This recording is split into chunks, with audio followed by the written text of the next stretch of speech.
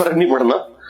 دیکھیں جلدی کے چکر میں تو ہم نے دیکھا ہے کہ یہاں پہ اہل حدیث حضرات تو بعض اوقات 5 منٹ پہلے ہی اذان دے دیتے ہیں, تو لوگوں کے روزے توڑوا رہے ہیں. اچھا, ہاں جی بالکل. ہم نے اپنے جیلم شہر کے اندر آبزرو کیا ہے کہ آج کل بالکل وہ اذانیں ان کی ٹھیک ہے.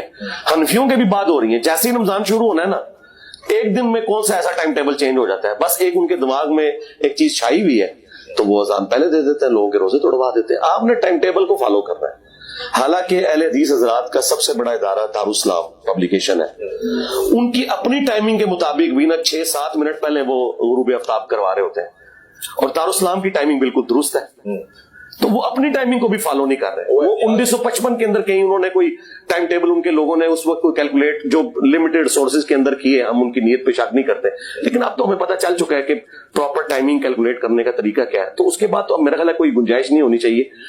تو یہ افراتفری مچانا اور اس کی وجہ سے ایکسیڈنٹ کرنا کوئی ضرورت نہیں ہے. تاخیر ہو جائے تو کوئی مسئلہ نہیں, کوئی مسئلہ نہیں ہے. تاخیر جس کو کنڈیم کیا گیا نا, وہ جان بوجھ کے تاخیر کرنا, بیٹھے ہوئے ہیں اور جان بوجھ کے آپ جو ہے نا وہ افطار کو لیٹ کر رہے ہیں خواہ بخواہ, تو ظاہر ہے کہ آپ اللہ کے حکم کو توڑ رہے ہیں نا. سنت تو یہ ہے کہ آپ نے سحری جو ہے وہ لیٹ سے لیٹ کرنی ہے اور افطار جلدی سے جلدی کرنا ہے, لیکن ٹائم سے پہلے نہیں کرنا. اور اس کے پیچھے حکمت یہ ہے کہ اسلام کی ایک مینٹالٹی ہے کہ انسانیت کی جس میں بہتری ہو.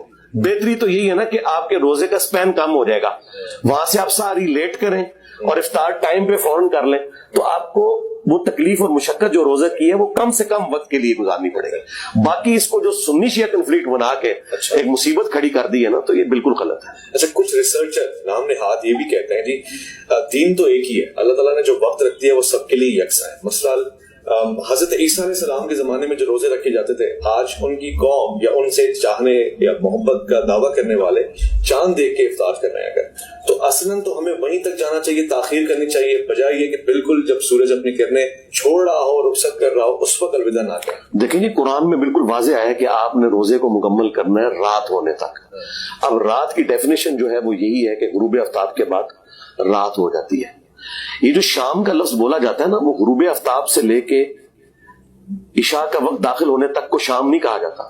شام جو ہے وہ غروب آفتاب سے پہلے ہے. عصر اور مغرب کا درمیانی جو فرق ہے نا, اسے شام کہا جاتا ہے. جو لوگ وہ اہل تشیع حضرات بھی پلی لیتے ہیں نا کہ جی لیل کا لفظ ہے, تو لیل رات ہے. رات کب شروع ہوتی ہے؟ جب غروب آفتاب ہوگا. ہاں, تو بس غروب آفتاب کے بعد رات شروع ہوگی. آپ غروب کو انشور کریں, یہ میں بھی اس حق میں ہوں کہ غروب کو انشور کرنا ضروری ہے. میں تو یہ نظانوں کے ساتھ روزہ نہیں کھولتا. اتفاق کرتے ہیں کہ پہلے مغرب کی نماز پڑھ لیں پھر افطار کریں. نہیں, پہلے آپ افطار کریں. ظاہر ہے اس مشقت میں اپنے آپ کو ڈھونڈ ڈالنا ہے. آپ پہلے افطار کریں, پھر تسلی سے آپ نماز پڑھیں. کہتے ہیں کہ خود سنت کا طریقہ کار بھی یہ رہا اور شیخین کا طریقہ کار بھی یہ. وہ جو الموطا ممالک سے یہ روایت پیش کرتے ہیں وہ منقطع ہے. اچھا, ہاں جی, وہ جس راوی نے بیان کیا ہے نہ حضرت ابو بکر کا زمانہ اس نے پایا نہ حضرت عمر کا, اور اس نے کہا جی شیخین جو ہے وہ نماز مغرب پڑھنے کے بعد افطار کرتے تھے, وہ الموطا ممالک کی روایت ہی منقطع ہے. بلکہ میں ایک دفعہ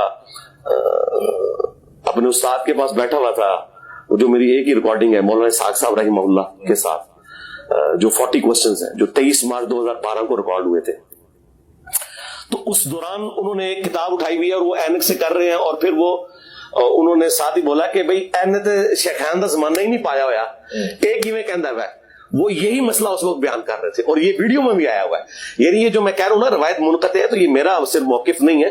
جو علم حدیث میں ایکسپرٹیز رکھنے والے لوگ ہیں, مولانا اسحاق صاحب کے بارے میں تو کوئی نہیں کہہ سکتا نا کہ وہ کوئی سنی شیعہ کنفلکٹ سے آزاد نہیں ہوئے تھے. یقیناً وہ آزاد تھے, وہ تو اتحاد امت میں اس دور میں اماموں میں. کیا بات ہے.